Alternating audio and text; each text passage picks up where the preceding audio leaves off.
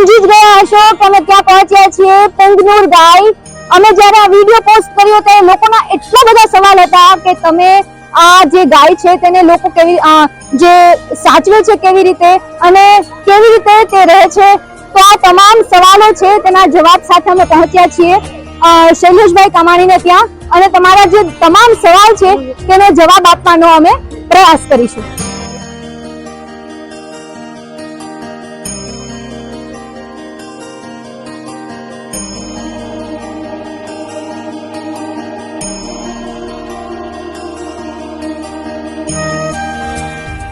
તો અમે અત્યારે શૈલેષભાઈને ત્યાં આવ્યા છીએ. સૌથી પહેલા એ જણાવો શૈલેષભાઈ કે વિડીયો આવ્યા બાદ બહુ બધા લોકોના પ્રશ્નો હતા કે ગાયને કેવી રીતે રાખે છે અને કેવી રીતે તમે એની સાર સંભાળ લ્યો છો. તો એ પ્રશ્નોને જવાબ તમે શું આપવા માંગશો અને સાથે સાથે વિડીયો બાદ તમને કેટલા લોકો અહીં મુલાકાત માટે આવ્યા છે આ ગાયની? જો આની પહેલા પણ અમે જ્યારે આ ગાય લઈ આવ્યા ત્યારે આ ન્યૂઝ વાળા આવ્યા હતા તેના થકી અમને બધાને અમે ડિક્લેર કર્યું હતું કે અમે આ ગાય લઈ આવ્યા છે ગુજરાતમાં, રાજકોટમાં ખાસ કરીને પહેલી વખત. પણ જ્યારથી અમે આ લોકો ગાય લઈ આવ્યા છે ને ત્યારથી લગાતાર કન્ટિન્યુ ફોન પણ મને એટલા આવે છે કે અંદાજે 2-3 હજાર ફોન આવી ગયા છે અને માણસો પણ એટલા આવે છે જોવા માટે. અને આપણે બધાને વ્યવસ્થિત જવાબ પણ આપીએ છીએ કે આ ગાય કોઈ રાખી શકતું હોય રાખતા હોય તો આપણો એક જ મકસદ છે કે બધા કોઈ ગાયું રાખે, આનું પાલન કરે. અને આને બીજું શું કહેવાનું છે, આપણે સાર સંભાળ કેવી રીતે રાખો છો? સાર સંભાળમાં એવું છે કે આના માટે મેં એક નાનકડો એવો રૂમ બનાવ્યો છે અને મારી મોટી ગાયો ભેગી પણ રહે છે. સાર સંભાળમાં એવું છે કે સવારે જો તડકો એવો તેવો હોય તો અમે નવરાવી છીએ અને આને ખવડાવી છીએ પણ સાર સંભાળ રાખી છે. અને ખાવામાં ખોરાક તો આપણે રેગ્યુલર જે આ મકાઈ છે, પાલો છે, બધું એ બધું ખાય છે. બરાબર. અને સાથે સાથે આપણે આ ગાય આવી ત્યાર પછી કેટલા બધા લોકોએ એવા પણ કમેન્ટ કરેલી હતી કે અમને પણ ગાય લેવી છે.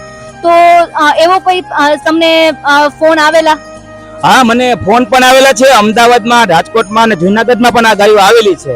આ લોકો જેવી સગવડતા 2 ગાયો લઈ આવેલા છે, 3 ગાયો લઈ આવેલા છે અને બધા મને ફોન કરીને એડ્રેસ લે છે અને લઈ આવે છે જેને અનુકૂળ આવે. બરાબર છે. અને તમે આ ગાય છે અત્યારે કેવી રીતે તમે એની સાર સંભાળમાં તો તમે વાત કરી કે ખાવા પીવાની ને એની બધી વાત કરી.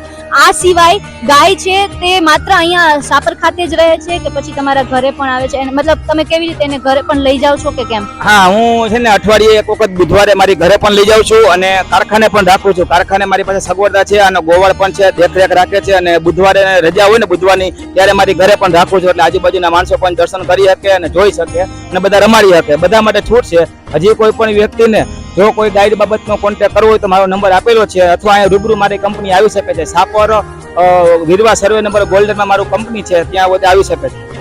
બરાબર છે. તો તમે જાણ્યું કે કેવી રીતે આ ગાય છે તેની સાર સંભાળ રાખવામાં આવે છે, કઈ રીતે આ પુંગનુર ગાય છે તેને લઈ આવ્યા છે.